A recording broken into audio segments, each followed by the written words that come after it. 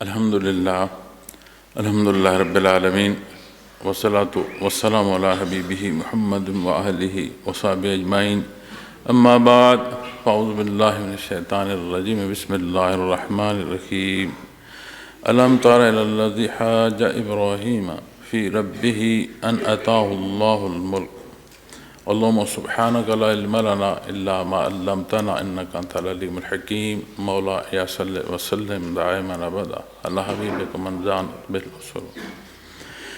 معزز سامعین کرام، السلام علیکم ورحمۃ اللہ وبرکاتہ. ارشاد باری تعالیٰ ہے، اے مخاطب، کیا تو نے اس شخص کو نہیں دیکھا جس نے ابراہیم علیہ السلام سے ان کے پروردگار کے بارے میں مباحثہ کیا کہ اللہ نے اس کو سلطنت بخشی تھی. یہ حضرت ابراہیم علیہ السلام کا واقعہ یہاں ارشاد فرمایا گیا ہے، اور اس سے پیشتر جو آیات کریمہ ہیں اس میں دین اسلام، اس کا اختیار کرنا، جسے نصیب ہو سے اس پر اللہ کریم کی رحمت، اللہ کریم کی عطا. جو انکار کرتا ہے وہ جو حزب الشیاطین میں داخل ہوتا ہے اس کا انجام. پھر یہاں اگلا رکوع شروع ہوتا ہے تو اس میں جو موضوع ارشاد فرمایا گیا ہے وہ حضرت ابراہیم علیہ السلام کی وہ مبارک گفتگو، وہ حق کا بیان فرمانا جو آپ علیہ السلام نے نمرود کے روبرو بیان فرمایا.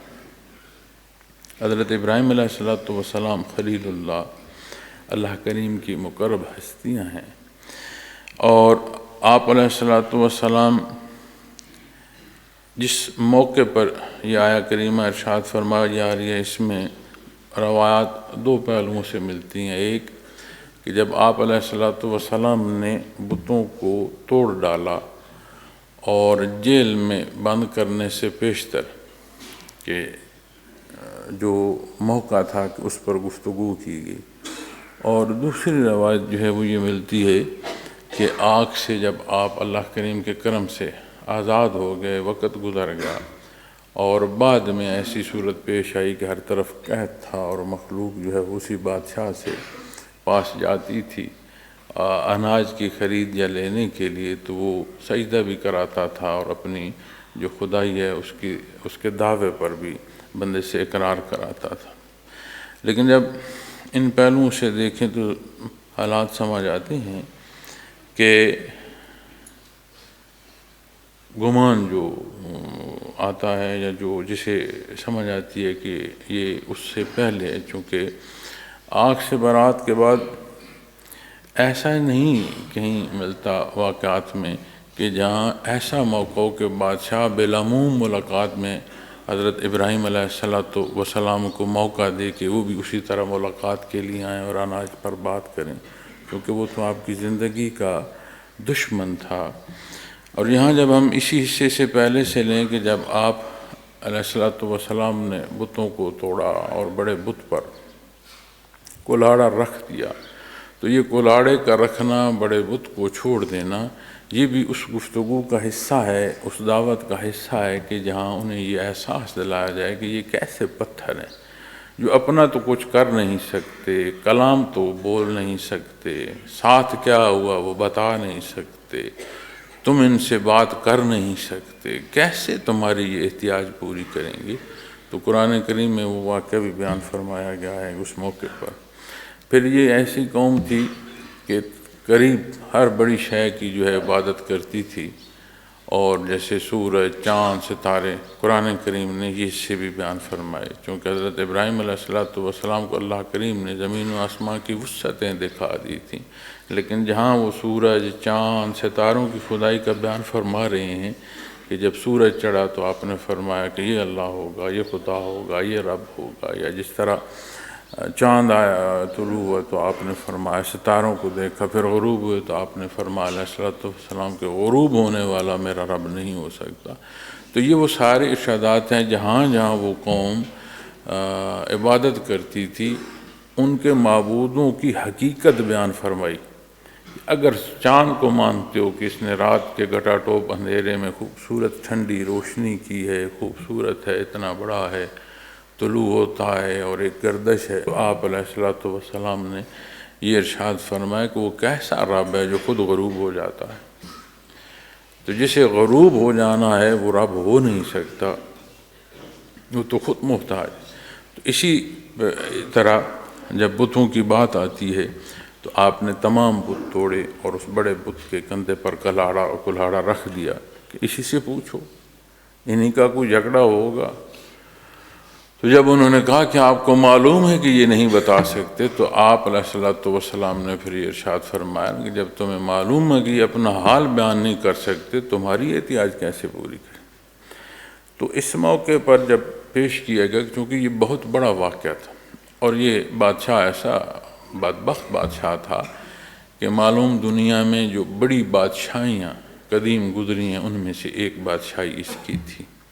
اللہ کریم نے اسے بہت بڑی بادشاہی دی، بہت بڑی قوت دی، اور اس قوت کے ساتھ آہستہ آہستہ اتنا متکبر ہو گیا کہ پھر مخلوق کو کہتا تھا کہ میں ہی تمہارا پالنہار ہوں، رب ہوں، اور مخلوق سے سجدے کراتا تھا۔ اور وہ غفور الرحیم ہے، اس نے عطا فرمایا۔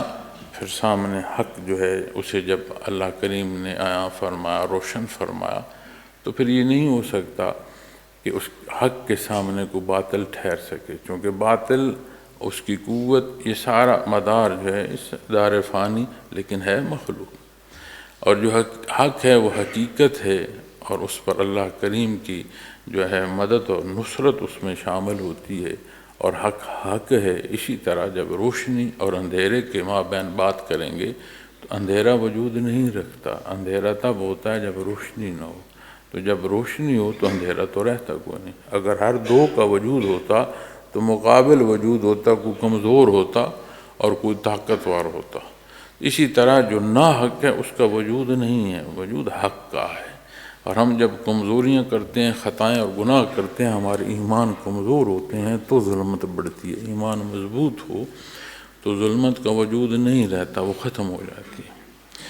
تو نمرود وہ بدبخت تھا کہ جسے اللہ کریم نے بہت بڑی بادشاہی دی، لیکن اس جاہ و جلال کو اس نے ذاتی خیال کیا، کمال ذاتی خیال کیا، اور اپنی خدائی کا دعویٰ کرتا رہا۔ اور یہ ایک عجیب بات ہے، اس سارے دعوے کے ساتھ جو دعوے دار گزرا ہے، اس سے جو بھی حالات معلوم ہوتے ہیں یا احوال معلوم ہوتے ہیں، بڑی واضح سمجھ آتی ہے، اسے معلوم ہے کہ میں جھوٹ بول رہا ہوں، چونکہ اپنی کمزوریاں، اب کوئی جتنا طاقتور بھی ہو، میں نے یہ دیکھا ہے وجودی طور پر طاقتور ہوتا ہے اور ذہنی طور پر بچہ ہوتا ہے، دل کمزور ہوتا ہے، ذرا سی بات ہے رونا شروع کر دیتا۔ ایک بندہ ہے وہ دلیر ہے، وہ دلیری اس کے کچھ کام نہیں آتی، چونکہ اس کے وجود کی اتنی معذوری ہے کہ اٹھ کر کھڑا نہیں ہو سکتا۔ یہ اللہ کریم کی اپنی تقسیم ہے، لیکن مخلوق جب خدائی کا دعویٰ یا خالق ہونے کا دعویٰ کرتی ہے، یہ یقینی بات ہے کہ اس کے نہاں خانہ دل میں یہ واضح ہوتا ہے کہ وہ مخلوق ہے، خالق نہیں ہے۔ ہر پہلو ہر بات پر محتاج ہے، بہت بڑی بادشاہی ہے، اور بیمار ہو گئے تو حکیم کو بلاؤ۔ حکیم اس کے ملازم کی یا خادم کی حیثیت رکھ رہا ہوتا ہے، اور جو خدائی کا دعوے دار ہے اس وقت اس حکمت کا محتاج ہو جاتا ہے۔ تو اپنی ہی زندگی ایسی شہادتیں دیتی ہے کہ بندے کو یہ خوب معلوم ہوتا ہے کہ جو کچھ کہہ رہا ہوں درست نہیں ہے۔ اس آیہ کریمہ کے اگلے حصے میں یہ بات ایک پہلو سے ہمیں یہ بات بھی واضح ہوگی۔ تو اے مخاطب، کیا تو نے اس شخص کو نہیں دیکھا جس نے ابراہیم علیہ السلام سے ان کے پروردگار کے بارے میں مباحثہ کیا کہ اللہ نے اس کو سلطنت بخشی تھی، یعنی اللہ نے اسے سلطنت عطا فرمائی، اور وہ بجائے شکرانے کے اللہ کے پیغمبر سے بحث اور مباحثہ کر رہا ہے، تکرار کر رہا ہے۔ اذ قال ابراہیم ربی الذی یحیی و یمیت۔ اور جب یہ باہم گفتگو ہوئی تو حضرت ابراہیم علیہ السلام نے دعوت حق دی، اس نے انکار کیا، اس نے دلیل مانگی کہ کیا دلیل ہے آپ کے پاس، جس رب کی آپ بات کرتے ہیں، جس خدائی کی آپ بات کرتے ہیں، کیا دلیل ہے آپ کے پاس؟ آپ علیہ السلام نے جو ارشاد فرمایا کہ جب ابراہیم علیہ السلام نے کہا کہ میرا پروردگار وہ ہے، ربی الذی، وہ پروردگار ہے جو زندہ کرتا ہے، یحیی و یمیت، اور مارتا ہے۔ اب زندہ یعنی زندگی دینا اور موت دینا، یعنی ابتدا اور فنا۔ زندگی اور موت کو صرف بالعموم آپ دیکھیں گے تو کوئی سانس لے رہا ہے، اس کی سانس ٹوٹ گئی، بات یہاں نہیں۔ اس حیات کا، اس زندگی کا آپ غور فرمائیں، ایک وجود ہے، ایک ہونا ہے، اس ہونے میں پھر جو حیات ہے، اور پھر اس حیات کا اس سے ختم ہونا، اس کی روح کا قبض ہونا، اس کی جان کا قبض ہو جانا، پھر اس وجود کا واپس عدم ہو جانا۔ موت و حیات کی جب بات آپ کریں گے کہ اللہ کریم حیات عطا فرماتا ہے، تو وہ بات کلی طور پر آئے گی کہ تھا کوئی نہیں، اللہ نے اسے ہونا عطا فرمایا، اس ہونے میں اللہ نے اسے جان عطا فرمائی۔ اس کی جان گئی، اس کا ہونا ایسے کہ واپس خاک ہو گیا۔ تو یہ کلی معنوں میں لیں گے۔ جب آپ علیہ السلام نے یہ ارشاد فرمایا کہ میرا رب وہ ہے جو موت و حیات کا مالک ہے، جو زندہ کرتا ہے اور مارتا ہے۔ اب جب زندگی کی بات آتی ہے تو آپ غور فرمائیں، زندگی کی رمق نہیں ہے، وہاں جہاں زندگی کی رمق نہیں ہے وہاں سے وجود اور حیات بنتی ہے۔ پھر جس وجود میں حیات ہے وہاں سے حیات کو انقطاع آتا ہے، وہی زندہ وجود واپس خاک ہوتے ہوتے ایسے ذرات میں تقسیم ہو جاتا ہے کہ یہاں پھر زندگی کی رمق نہیں رہتی۔ یہ اللہ کریم کی دست قدرت۔ تو یہاں فرمایا جب آپ نے کہ وہ جو زندہ کرتا ہے اور مارتا ہے، قال انا احیی و امیت، اس نے کہا میں بھی زندہ کرتا ہوں اور مارتا ہوں۔ اب اس نے کیا کیا؟ چونکہ جب بادشاہ کے روبرو ایسے معاملات ہوتے ہیں تو بے شمار مخلوق دیکھ رہی ہوتی ہے، اور جسے معلوم ہے کہ میں دھوکہ دے رہا ہوں، اس کی پوری کوشش ہوتی ہے کہ سب کو اس دھوکے میں رکھوں، کوئی اس دھوکے سے نکل نہ جائے۔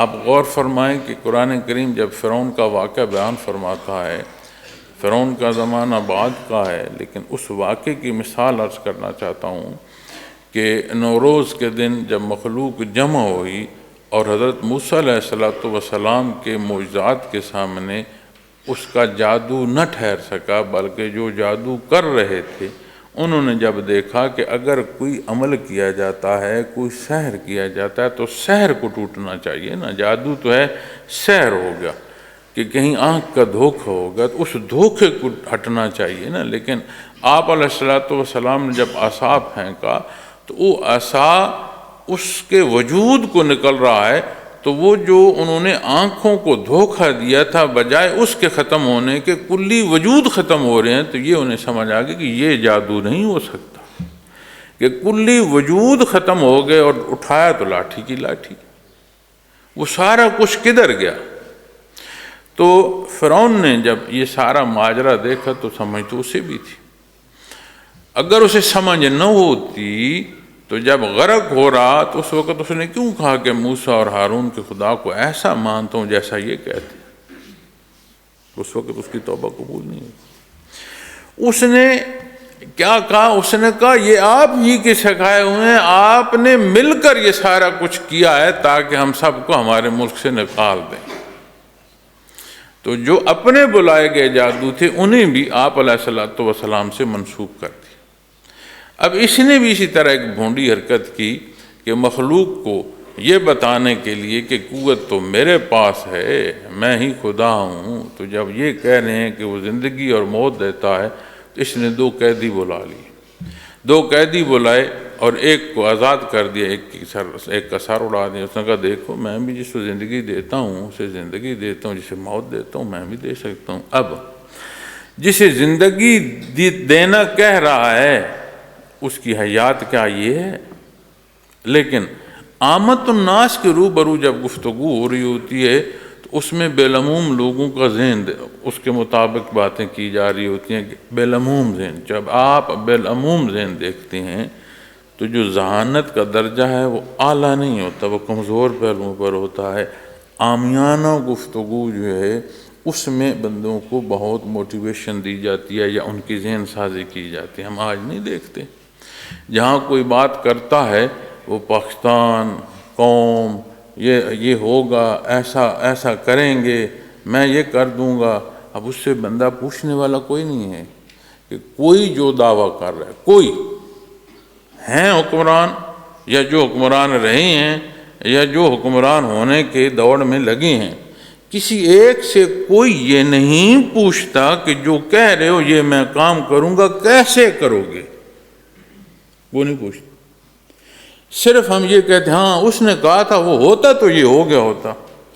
اور بھائی وہ ہوتا تو ہو گیا ہوتا تو اس کے بتانے میں کیا حرج ہے کہ میں کیسے کرتا؟ نام کو نہیں لیتا۔ کوئی حکومت وقت جو کام کر رہی ہے اس پر سارے اعتراض کر رہے ہوں گے، یہ کوئی نہیں بتاتا کہ درست کیا ہے۔ تو آپ غور فرمائیں کہ عامت الناس کو کھڑا کرنا اس کے لیے کیا درکار ہے۔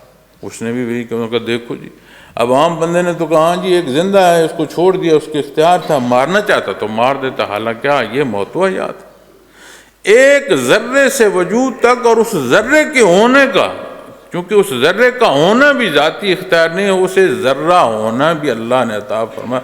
اب وہاں تک سوچو نا، اتنے تحقیق سوچو نا، وہاں سے جب بندے کی حیات آتی ہے، اپنی تخلیق دیکھو۔ ایک نطفے پر جب اللہ کریم ارشاد فرماتے ہیں تو بات ابتدا اس سے پہلے جاؤ نا، وہ کہاں پیدا ہوا، کس وجود میں پیدا ہوا، اور اس وجود کو کیسے اس نے پیدا فرمایا، اس وجود نے کہاں کہاں سے خوراک حاصل کی، اور وہ خوراک کیسے اس کے وجود کا حصہ بنی، کون سی خوراک کا حصہ اس نطفے کی طرف گیا، کون سی خوراک کا حصہ وہ اس کی وجودی طاقت کو بنا، وہ ایک ایسی تحقیق ہے کہ دماغ گھوم جائے گا، سمجھ نہیں آئے گی بات۔ تو اسی لیے اللہ کریم فرماتے ہیں ان سے پہلے کیا ہے وہ جانتا ہے، ان کے بعد کیا ہے وہ جانتا ہے۔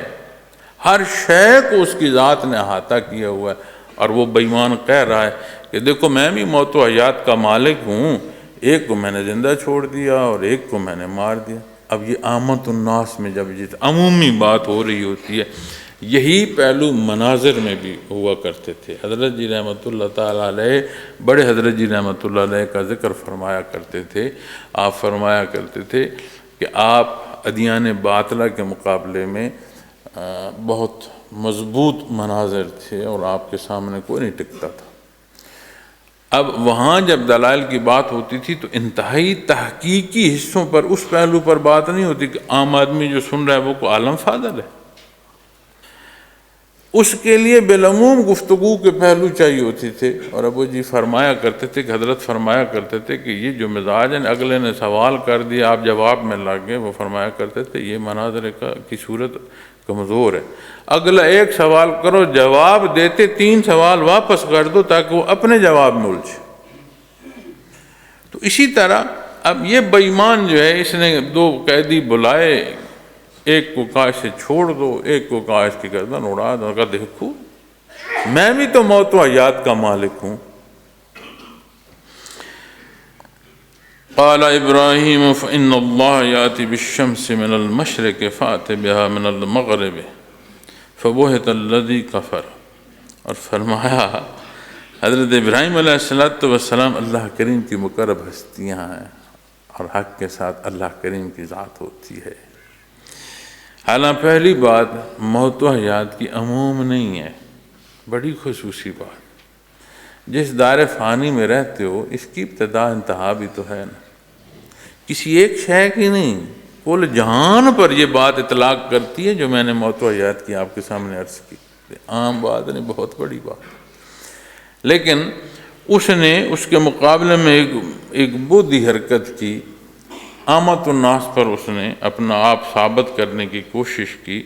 حضرت ابراہیم علیہ السلام نے جو اگلی بات ارشاد فرمائی، آپ نے فرمایا کہ یقیناً اللہ تو سورج کو مشرق سے لاتا ہے، پس تو اس کو مغرب سے لے آ۔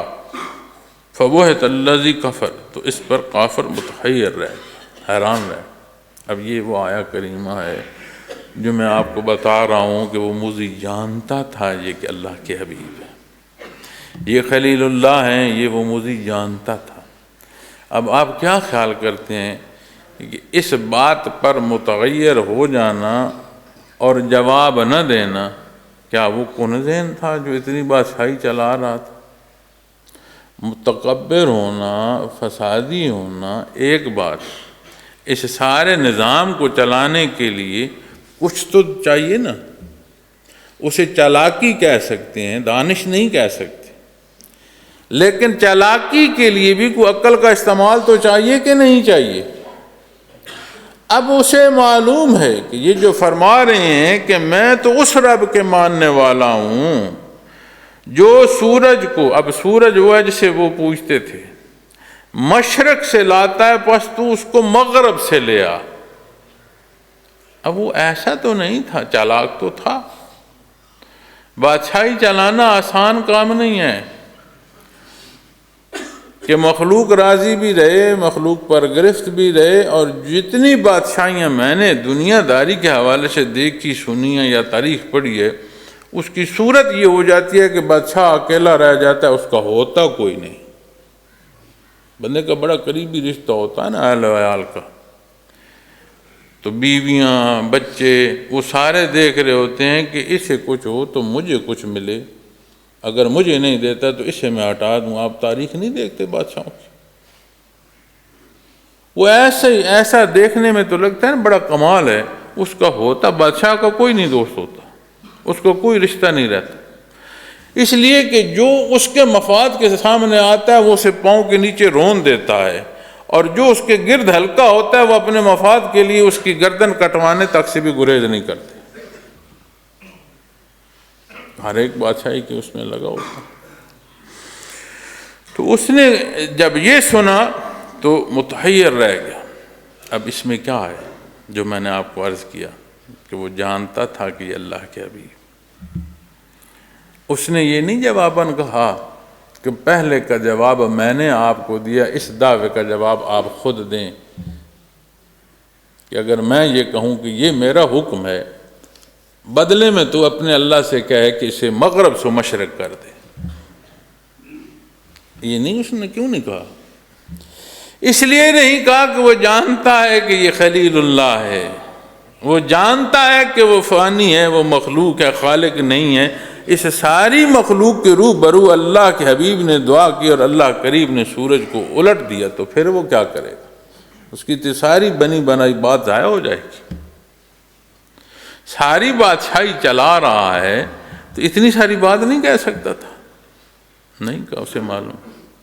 ابھی جہل سے کسی نے کہا کہ اتنے طاقتور ہو، ذہین ہو، اتنے سردار جمع ہو، اتنی ساری قوت ہے، ایک فرد اسے تم قابو نہیں کر سکتے، اور حل کوئی نہیں تو اسے مٹا نہیں سکتے، نعوذ باللہ۔ اس نے یہ کہا، اس نے کہا آپ کا کیا خیال ہے کہ ہم یہ سارا کچھ کر گزرنے کو تیار نہیں ہیں؟ تو کہا کرتے کیوں نہیں ہو؟ اس نے کہا ہم کرنے سے قاصر ہیں، وہ اللہ کا نبی ہے، اللہ اس کی حفاظت فرمائے۔ کہا تمہیں معلوم ہے کہ وہ اللہ کا نبی ہے؟ کہا ہاں۔ مانتے کیوں؟ انہوں نے کہا مانا تو پھر ہماری حیثیت کیا رہے گی؟ یہ ایسے بدبخت ہیں۔ اب آپ بدبختی کو دیکھیں کہ وہ موذی جو شیطان ہے، عبادت کرتے کرتے فرشتوں کی جماعت میں پہنچا، اور انکار جو کر رہا یہ مان رہا ہے کہ مالک بھی تو ہے، خالق بھی تو ہے، اسے بھی تو نے پیدا فرمایا، مجھے بھی آگ کی لو سے تو نے پیدا فرمایا۔ یہ اس نے اس انکار کے ساتھ بھی مانا۔ جانتا، حق جانتے ہیں اپنی جو انا ہے، اپنا جو نفس ہے، اپنا جو تکبر ہے، وہ اتنا بڑا بھاری پتھر ہے کہ وہ ڈبو دیتا ہے۔ اس موذی نے اپنے تکبر میں کہا میں تو اعلیٰ ہوں، میں سے کیوں سجدہ کروں؟ بات مٹی یا آگ کی تھی یا بات اللہ سونے کے حکم کی تھی؟ تو اسی طرح یہ موذی بھی جانتا تھا کہ یہاں اگر میں نے یہ بات کی کہ یہ جو نظام چل رہا ہے میں تو دعوے دار ہوں، اگر آپ سمجھتے ہیں کہ میں دعوے میں غلط ہوں تو اس نظام کو الٹ دیں۔ اس نے نہیں کہا، گنگ ہو گیا، نہیں کہا۔ جواباً اگر یہ پہلے کا واقعہ ہے تو ساری بحث کے بعد پھر یہ کوشش کی گئی کہ آپ کو آگ کے حوالے کیا جائے، آگ میں پھینکا جائے۔ تو واللہ لا یہدی القوم الظالمین، اور اللہ غلط کاروں کی رہنمائی نہیں فرماتے، یعنی رہنمائی جو من جانب اللہ نصیب ہوتی ہے وہ حق پر ہونے والوں کو نصیب ہوتی ہے۔ یہ جو بدبخت ہوتے ہیں نا، بدبختی کرتے ہیں، ظلم کرتے ہیں، ان کے کام بھی بودے ہوتے ہیں، ان کے کام کا بھی کچھ سر پیر نہیں ہوتا۔ آپ غور فرمائیں، اسلامی احکامات پر جتنے اعتراض اٹھائے جاتے ہیں، آپ ان کے حلیے دیکھیں، آپ ان کے کام دیکھیں، عمومی موقف دیکھیں، ان کی ذاتی زندگی دیکھیں۔ اب آج کل ذاتی زندگی تو رہی کوئی نہیں، ہر ایک کی زندگی عوامی ہو گئی ہے۔ میں کب خوش ہوں، میں کب رو رہا ہوں، میں کب ہنس رہا ہوں، کب کیا کر رہا ہوں، ہم سب کی دنیا جو ہے وہ ایک ایسی جگہ پر پہنچ چکی ہے کہ ہم بڑے خوش ہوتے ہیں کہ میں نے یہ کیا، مخلوق دیکھ رہی ہے، اور جب اس موبائل کو یا سیٹ کو آف کر دو تو دنیا ہی ختم ہو جاتی ہے۔ وہ سارا جہان، بیٹری بند ہو گئی، ختم ہو گئی، جہان ہی بند ہو گئی۔